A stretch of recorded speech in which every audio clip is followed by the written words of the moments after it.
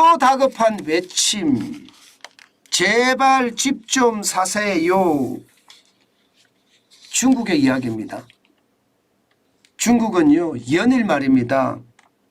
어떻게든 집을 사게 하기 위해서 아주 다양한 방법의 정책을 내놓습니다.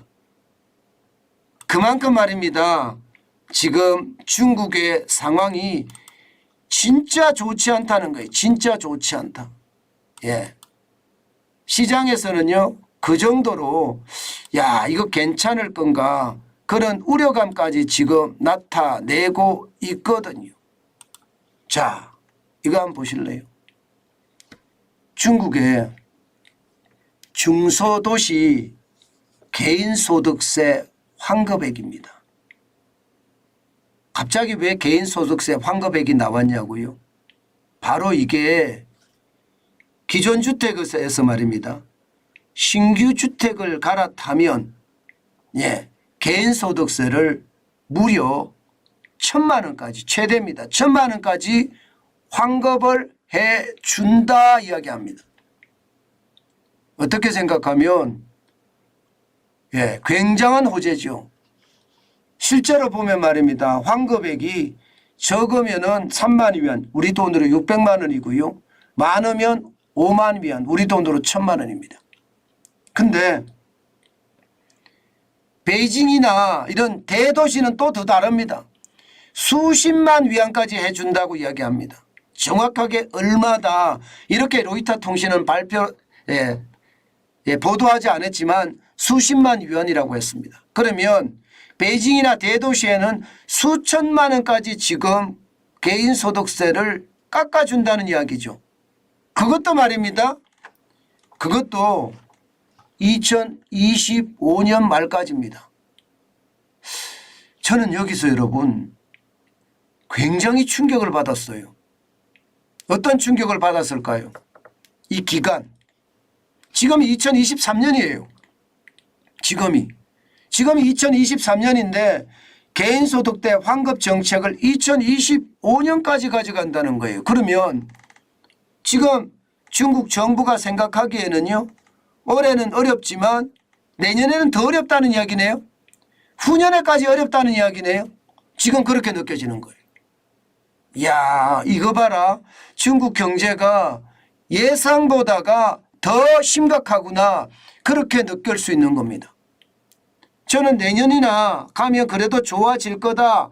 중국이 그래도 세계의 공장이라고 이야기하기 때문에 미국 경제에 큰 타격을 줄 수 있어서 미국과의 어느 정도 타협이 이루어질 거라 그렇게 예상을 했지만 중국 정부는 그렇지 않게 보고 있는 겁니다. 올해만 어려운 것이 아니라 내년에도 어렵고 후년에도 어렵다. 앞으로 말입니다. 2년 이상이 어렵다. 이렇게 이야기하는 겁니다. 저는 여기에서 충격을 많이 받았습니다. 그렇게 되면 지금 중국에서 지금 어떻게든 부동산 위기를 막으려고 다양한 대책을 지금 내고 있잖아요. 여러분도 알다시피 금리를 내리고 있잖아요. 금리를. LPR이라고 대출 우대 금리도 내렸잖아요. 7월에 3.55%에서 8월에 3.45%. 우리보다가 낮습니다. 이제. 우리의 기준금리가 3.5%잖아요. 우리보다 기준금리가 낮아졌어요. 이게 2019년에 비교하면 2019년 8월에 처음 말입니다. 이 대출 우대금리라는 것을 인터넷에 게재하기 시작했거든요. 그때 이후로 최저치입니다. 최저치. 그만큼 말입니다. 중국의 어떤 부동산 위기는 지금 굉장히 크다. 그것도 단순하게 쉽게 해결할 문제가 아니다. 이렇게까지 이야기합니다. 그만큼 말입니다. 중국의 1등, 2등, 3등 부동산 업체들 다 망하고 있죠. 헝다그룹은 부채 규모가 2조 4,400억 위안, 우리 돈으로 446조예요. 완다그룹은 지금 180조가량이 지금 위험하다 이렇게 이야기가 나오고 있는 상태고요. 비구이 위안은요. 우리 돈으로 263조입니다. 심지어 말입니다. 헝다그룹의 부채와 비구이 위안 부채를 다 합치면 우리 대한민국의 1년 예산보다 많습니다.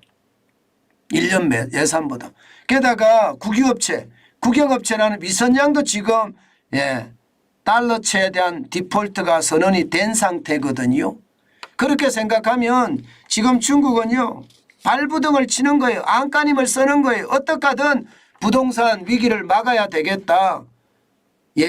개인 소득세도 깎아주고 대출도 많이 해주고 어떻게 하든 집을 사라는 거예요. 집을 사라. 집을 사면 이런 부동산 업체들의 위기가 그나마 줄어드니까 집을 사라는 거예요. 그런데 집을 사기가 진짜 만만치 않습니다. 정부가 깎아준다고 이야기는 하지만 부동산 위기가 금융위기로 점점 지금 가고 있는 모양새거든요. 이게 여러분 중국 국민들은 모를까요? 중국 인민들도 알 거예요. 중농 신탁이 이미 유동성 위기를 맞았고요. 그 외에 우쾅 신탁이나 광타 신탁이나 중앙 신탁까지도 유동성 위기가 있다는 그런 이야기가 계속 나오고 있는 상태거든요. 지금 전국 정부가 누르고 있겠죠. 그러나 누르는 것도 한계가 있습니다. 결국 말입니다.